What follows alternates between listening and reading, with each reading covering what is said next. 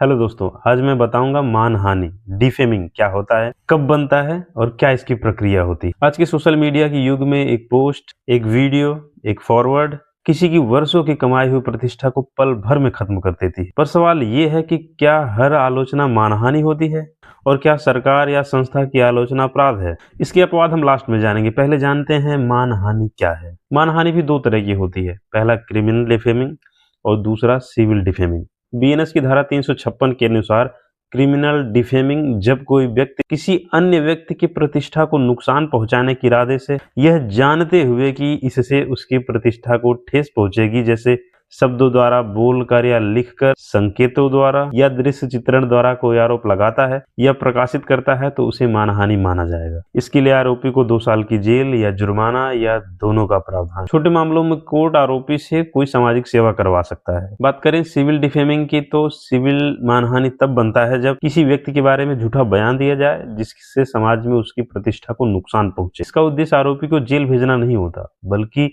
पीड़ित को हुए मानसिक और सामाजिक नुकसान की भरपाई करना होता है। ये लॉ ऑफ टॉर्ट, इंग्लैंड का एक सामान्य कानून है, उससे लिया गया है और यह दीवानी मामलों की तरह सिविल कोर्ट में लड़ना होता है। मानहानि के लिए कुछ विशेष तत्व होते हैं, जैसे कोई कथन हो, शब्द, लेख, संकेत, चित्र, पोस्ट, मीम या वीडियो के माध्यम से उसका प्रकाशन हो, यानी पीड़ित के अलावा तीसरे व्यक्ति तक पहुंचा हो, प्रतिष्ठा को क्षति हो, यानी कि आरोपी को पता हो कि इस कृत्य से उस व्यक्ति की गरिमा को क्षति होगी। इसमें कुछ अपवाद भी हैं, जिसे हम उदाहरण से समझते हैं, जैसे सत्य कथन जो जनहित में हो, जैसे एक पत्रकार सबूतों के आधार पर लिखता है कि फला गांव का प्रधान या मेयर गांव के विकास में लगने वाले फंड में घोटाला किया। लोक सेवकों का सार्वजनिक आचरण, जैसे सार्वजनिक प्रश्नों से जुड़े व्यक्तियों का आचरण, जैसे किसी नेता के चुनावी वादों या उसके भाषण देने के तरीके की आलोचना। अदालती कार्रवाई की रिपोर्ट प्रकाशित करना, जैसे किसी व्यक्ति को न्यायालय ने दोषी ठहराया तो उसके बारे में अखबार में निकालना। मामलों के गुण दोष पर टिप्पणी, लोक प्रदर्शन के गुण दोष, जैसे किसी किताब या फिल्म की आलोचना करना।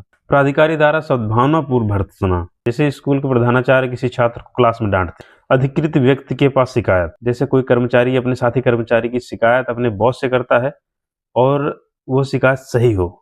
अपने या दूसरों के हित की रक्षा के लिए लगाया गया आरोप। सावधानी की सूचना।